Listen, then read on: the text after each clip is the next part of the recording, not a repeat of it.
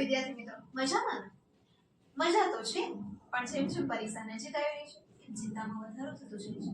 અને આ જે ચિંતાનો વધારો છે એ જ ક્યાંક વર્ષ દરમિયાનની જે તમારી તૈયારી છે એને ક્યાંક ને ક્યાંક બ્રેક પાડી દે છે. તો આ શા માટે થાય છે અને કેમ થાય છે એની બધી વાત તો આપણે નથી કરવાના, પણ પરીક્ષામાં તમે કેવી રીતે સારું ને સારું રિઝલ્ટ મેળવી શકો એ નાનકડી વાત કરીશું.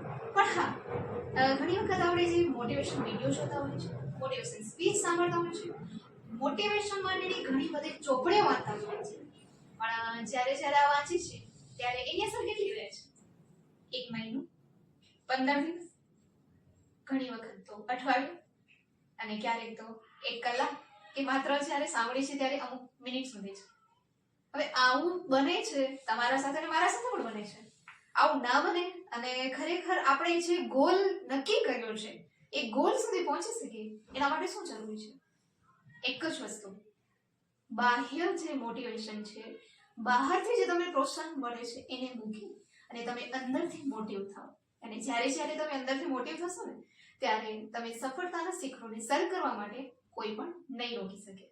અને હા, આ સફળતાના શિખરોને સર કરવા માટે સૌ પ્રથમ તમને પ્રયાસના પગથિયાને ચડવા પડશે.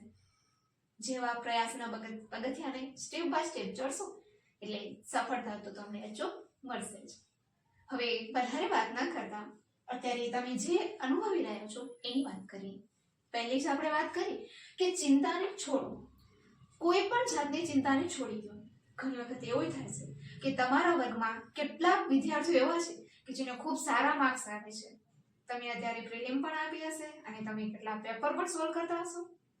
ત્યારે તમે જોયું હશે કે તમારા મિત્રો તમારાથી ઘણા આગળ છે તો કેટલાક વિદ્યાર્થીઓ તમારાથી પાછળ પણ છે. તો આ બધી ચિંતાને મૂકી દો. તમે માત્ર તમારું વિચારો.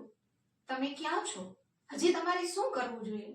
જેટલા તમે પ્રિલિમ્સ આપી છે, જે પેપર આપ્યા છે, કયા ક્વેશ્ચન હજી તમને નથી સમજાતું, એ બધા એનો ખાલી તમે મેઇન પોઈન્ટ એ સમજો કે મારી ક્યાં ભૂલ થાય છે. પણ એ ના સમજો કે મારી ભૂલો જ થાય છે. ભૂલોમાંથી શીખવાનું છે, પણ એને વધારે સમય ના આપો. બીજું છે, દરેક વિષયને ધ્યાન આપો. હવે ઘણી વખત એવું થતું હોય કે મને ગુજરાતી વિષય ખૂબ ગમે છે તો મારો મોટા ભાગનો સમય હું એમાં જ નાખું છું. હિન્દી ખૂબ ગમે છે તો મોટા ભાગનો સમય એમાં જ નાખું છું. અથવા તો ક્યારેક ઊંધું પણ થતું હોય છે કે ગણિત મારું વીક છે તો હું ગણિત પાછળ વધારે સમય ખર્ચું છું. ખર્ચવાનું વસ્તુ પણ એટલે છે કે સમય બહુ કિંમતી છે. કોઈ એક જ વસ્તુ પાછળ તમે ખર્ચી ના દો.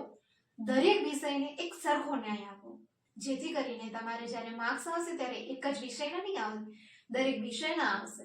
એટલા માટે અહીં પણ તમે પૂરતો દરેક વિષયને ન્યાય આપો.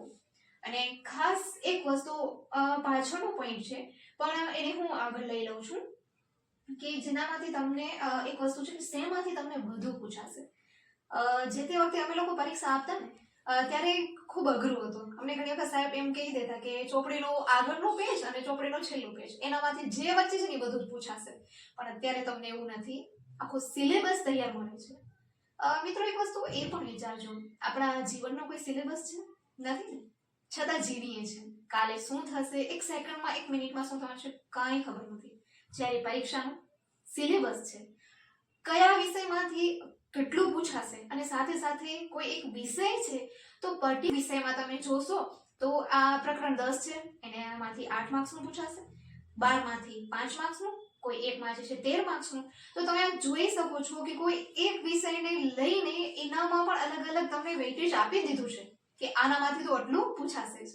હવે આ બધું જ નક્કી છે તો ચિંતા શેની છે?